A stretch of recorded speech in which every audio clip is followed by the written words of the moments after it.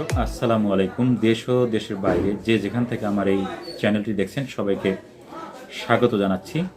আশা করছি সবাই ভালো আছেন। দর্শক, আজকেও আপনাদের সামনে একটি বিষয়ভিত্তিক আলোচনা নিয়ে হাজির হলাম। আশা করছি ভিডিওটি না টেনে শুরু থেকে শেষ পর্যন্ত দেখবেন।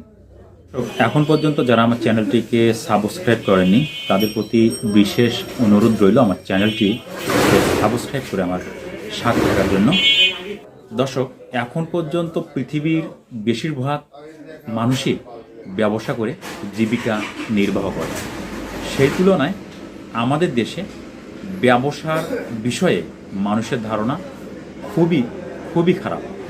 যারা আজকের দিনে বড় ব্যবসায়ী হিসাবে প্রতিষ্ঠিত হয়েছেন তারা তাদের শুরুর দিকটা তাদের কি অভিজ্ঞতা দিয়ে ব্যবসা শুরু করেছিলেন সেই অভিজ্ঞতা মোটেও সন্তোষজনক ছিল না।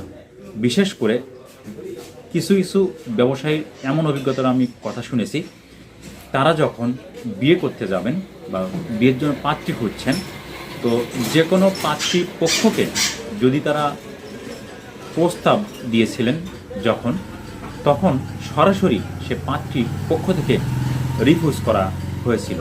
তারা বলেছিলেন যে আমরা চাকরিজীবী পাত্র ছাড়া বিয়ে দেব না। ব্যবসায়ীদের ক্ষেত্রে এই চিত্রটি আমাদের দেশে খুবই স্বাভাবিক, প্রিয় বন্ধুরা। অথচ আপনারা দেখুন যে আজকের যারা আজকে বিলিয়নিয়র হয়েছেন তারাই, চাকরিজীবীরা কিন্তু কখনোই মিলিয়নিয়র হতে পারেননি বা বিলিয়নিয়র হতে পারেননি। আর যারাও হয়েছেন তারা ঘুষ এবং দুর্নীতির মাধ্যমে হয়েছেন।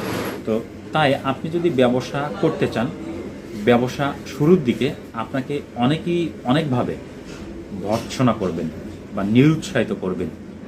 এই সমস্ত ভর্ৎসনা এবং নিরুৎসাহীমূলক কথাবার্তায় কান দিয়ে ব্যবসায় কখনোই টিকে থাকা যাবে না।